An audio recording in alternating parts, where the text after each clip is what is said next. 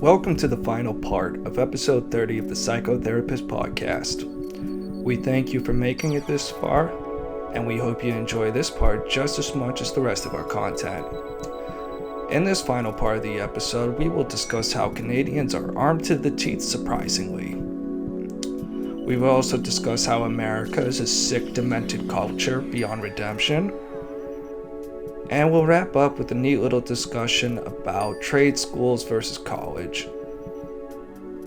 Of course, there'll be plenty of other fun wackiness in this part, but just listen to it because you'll love it. Because it is made with love, and it is love directed back at you. This is the Psychotherapist Podcast. Peace out. Things we've done, and we don't have a healthcare system. And to kind of circle back to that door clip, I didn't know it until I saw it, but I guess Michael Moore did some, I think it was after Columbine, he did a documentary where he Bowling for Columbine. Yeah, I think that must have been it, where he looked at Canada, and at least at that time Canadians were just as armed as we were, surprisingly. I didn't know that, but if they're okay, so if they have the same guns we do, but not the same violence, my conclusion then is probably not just the guns, Right. It's this really sick culture. So do you want to just kind of dive into that? And because it's something you had brought up, as a suggestion for an agenda item initially. So do you have a psychological evaluation you'd like to expound on?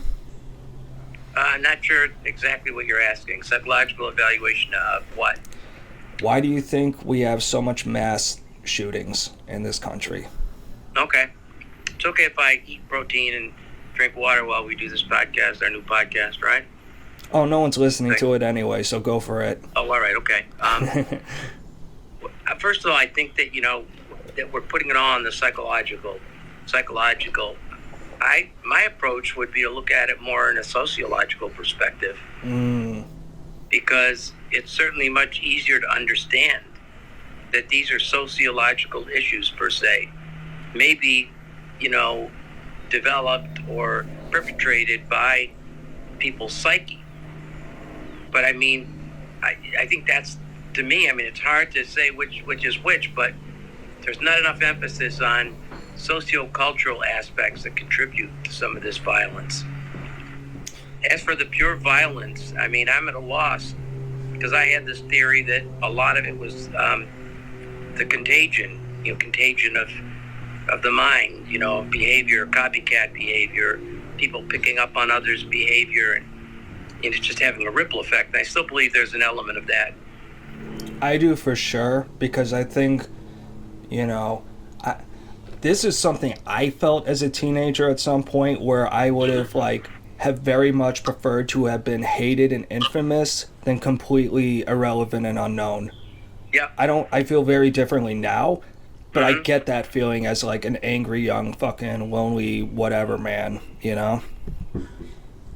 And I think the way we cover it in the news, even as much as we condemn and whatever, I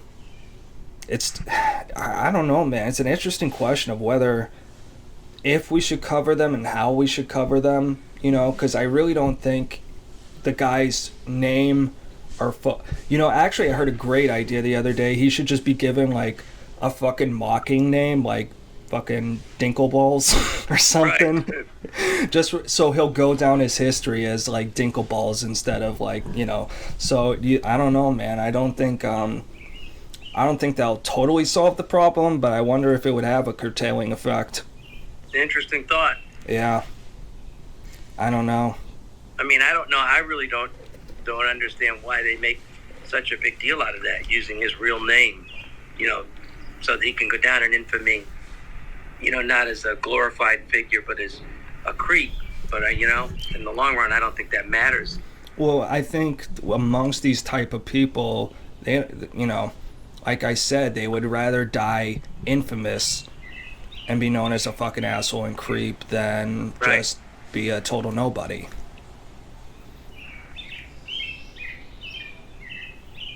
Do you think that entered his mind? This particular individual, I really don't know what his deal was. Also, I'm curious. I haven't looked at any like side-by-side graph comparisons, but do you think the the Zolofts and Prozacs and all these medications and like the sort of the increasing volume of medication and the increasing, medicating younger and younger people, and I don't know, maybe blocking feelings and shit that they're supposed to have and figure it out and struggle through so they can be functional adults. But do you think there's any correlation with the overprescription, or do you think that's a red herring? I think it's a red herring. I don't think the issue is overprescription at all.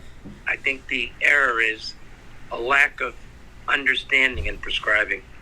So not prescribing appropriate amounts, stuff like that? Gotcha. Exactly.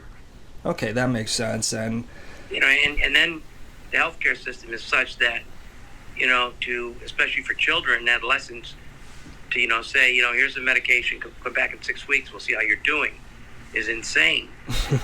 And, at least when I think I told you when I started, it was a team-oriented approach. Every member, everybody who had anything to do with the child would go to a meeting on that kid. And that would include the gym teacher and the art teacher, because everybody had something to contribute, as well as something to give to the child. And that just went by the boards because of cuts and priorities like MCAS, which is insane, that they cut out that whole notion of a school-to-work revolution. It was supposed to be a revolution in the 70s, the idea of bringing back the trades into the mainstream of education. They built all these beautiful trade schools. They did, in my state, gorgeous. And then when they built them, they didn't do what they were supposed to do.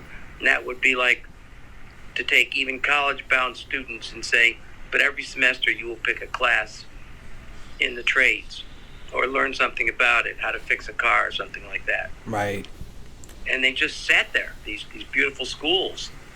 And they ended up with one or two classes and pretty much fell back into the old, he's the grease, he's in the other school, the dummy school. Yeah. Why do you think there was a backlash against, like in a modern, like contemporary sense, there's like the emphasis on college and everything. I mean, do you think it's just kind of the same issue, just a different era? Where there's a more... I think it's the who rules. The elitists, the rich, the people who see their kids going to Harvard, to become a lawyer, to MIT, to become a top engineer. Where the irony of it is that now, where is all the computer stuff happening? It's happening in these formerly trade school type orientations, Right. Where people are learning how to code and things like that. They're not necessarily in a college-bound program, but they're in a program that taps into their intelligence or their gifts. It's just really... It sets them up for a job, yeah. Yeah, man. To me, that's a huge... I mean, I just remember in high school, like, some, like, humanities class or something, us going around the room, and just, like, the question was, like, oh, what was something you'd like to know more about? And stuff, and really, like, pragmatic things like cars came up a lot. I'll bet. And it's like, why isn't none of that in our fucking school system? Bingo. Great question. Yeah. Wouldn't it be interesting to interview kids pre-high school to tap into their levels of interest? And that's why they have some of the, this vocational testing and things like that. And you had experience with some of that where they tell you what your skills are and your aptitudes. That's a wrong way of doing it. I mean, really. Especially for me, because I just scored so low on everything. It's like, we can't place you. You're not giving us enough to work with. Right, exactly.